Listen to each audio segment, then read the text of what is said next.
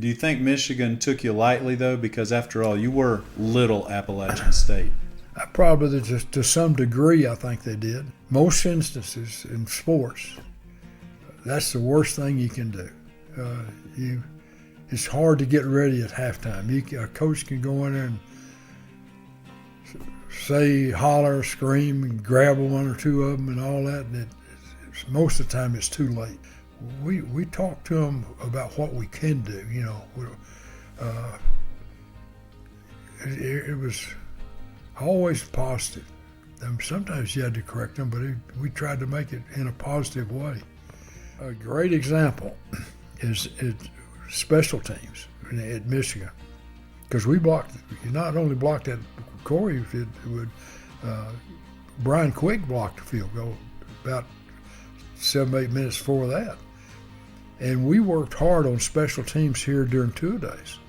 And when we'd line up for our field goals or our PATs, we had trouble protecting against ourselves. And I'd look at my stopwatch, I'd look at it, see if we're getting it off in time, and we were.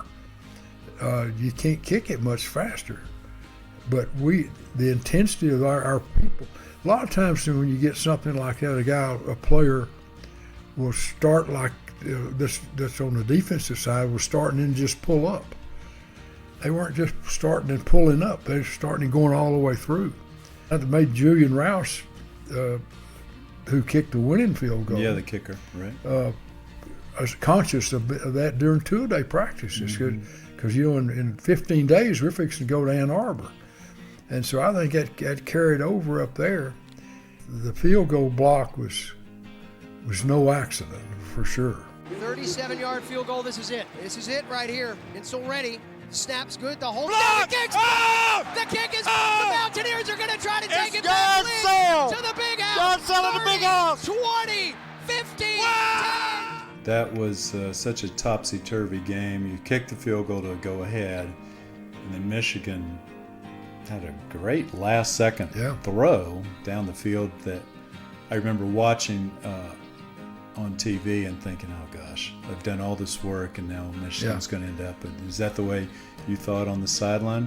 Not really. Yeah. And it wasn't because of me, but it's because what was happening behind me. Mm-hmm.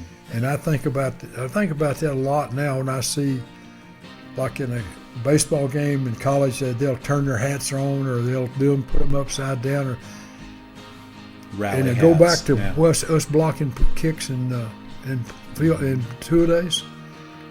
Players behind me, I'm standing there like I always do, got my arms crossed and all that stuff, and I could hear an echo behind me. We'll block it. We'll block it. It's like this echo in the valley. It's just, we'll block it. We'll block it. Sure, because that's what they'd seen in practice. Mm-hmm. And sure enough, here Corey blocks it. And what was your reaction when he blocked that? Were you on the field? Oh, geez. Yeah. I tried Do you even to remember?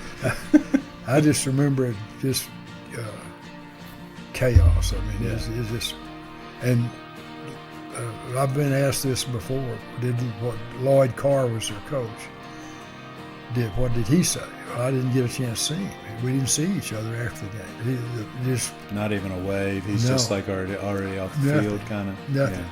But he did call me on Sunday, and I wish it would have been in a staff meeting, and we could have put it on a recorder. Yeah. It was a great call.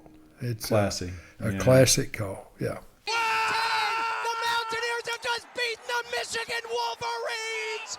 The Mountaineers of Appalachian State have just beaten the Michigan Wolverines in the big house. Oh my! Unbelievable.